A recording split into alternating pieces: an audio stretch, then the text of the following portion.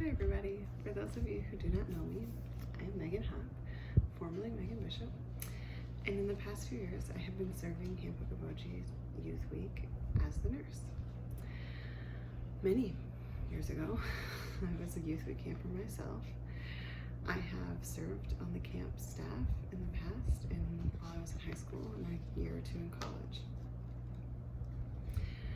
It has been on my heart to discuss with you God's perfect timing. 2020 has been a year where it's been hard to remember that God has a plan and his timing is perfect. Todd and I, my husband Todd and I, have been blessed with two beautiful children. We were married in October of 2009. Gabriel was born January 27th, 2014, and Ava was born September 27th, 2019. From the outside looking in, it appears we got married, spent some time settling in our marriage, just the two of us, had a son, and then 5.5 years later had a daughter. It appears it was planned that way.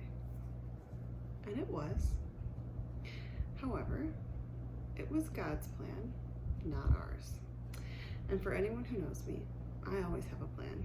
I strongly prefer to be in control of a situation. We wanted to have many babies, very close together. Todd wanted his own basketball team. Fortunately for me, about a year into our marriage, we sat behind a family with 5 children, and that particular Sunday, even with the grandparents, the children still outnumbered the adults. So we decided that maybe 3 was a better number. But it did not work out that way. We had a long and painful battle with infertility issues that more than once left us questioning God's plan. Every news story about poorly treated or unwanted children left us gutted. It was hard to be on the same page with each other. We definitely did not feel that we were on the same page with God. Maybe we were not meant to have children. Maybe we should adopt or foster children.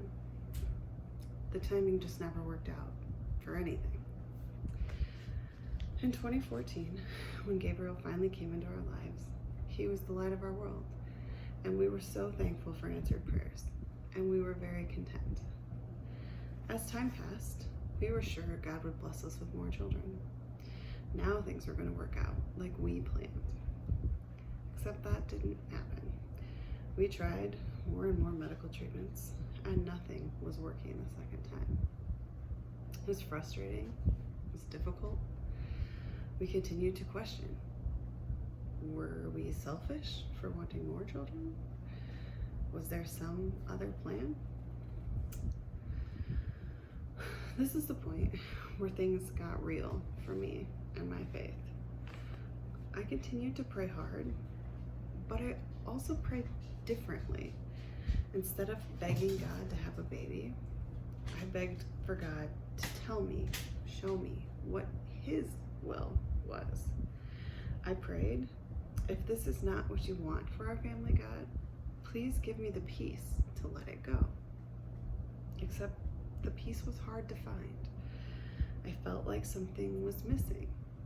Slowly, over time, we did start to accept perhaps our family was complete. We realized that if this was God's plan for our lives, we were okay with that. On Gabriel's 5th birthday, we found out that we were pregnant. Surprise! We were shocked. We had a good laugh about it happening when we least expected it. We had our very own miracle baby. When that baby was a girl, we were overjoyed. Our family felt complete, and we had peace in our hearts. This brings me to the text that I chose for our devotion today. 2 Corinthians 12, 9 and 10. My grace is sufficient for you, for my power is made perfect in weakness. God's power. God's power, not mine. Therefore, I will boast all the more gladly about my weaknesses, so that Christ's power may rest on me. That is why, for Christ's sake, I delight in weakness, in insults, in hardships, in persecutions, in difficulties. For when I am weak, then I am strong. God is the powerful one. We are constantly battling to trust God to provide for us. The world teaches us to be self-sufficient, strong. God teaches us it is okay to be weak. Allow God to reveal his perfect timing and power to you during your hardships, your difficulties, your insults, your persecutions. We all have them, and sometimes it feels as if they are constant. So I leave you with this today.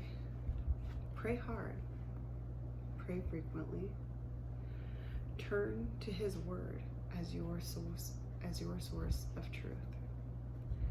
Pray for God to work his plan in your life. Enjoy the rest of your virtual youth week and know that you are in our hearts and we are praying for you, and we are saddened that we could not all gather together this year, but we are thankful that we have technology that's going to allow us to continue to reach out to all of our youth weekers and maybe catch some other people along the way. Take care.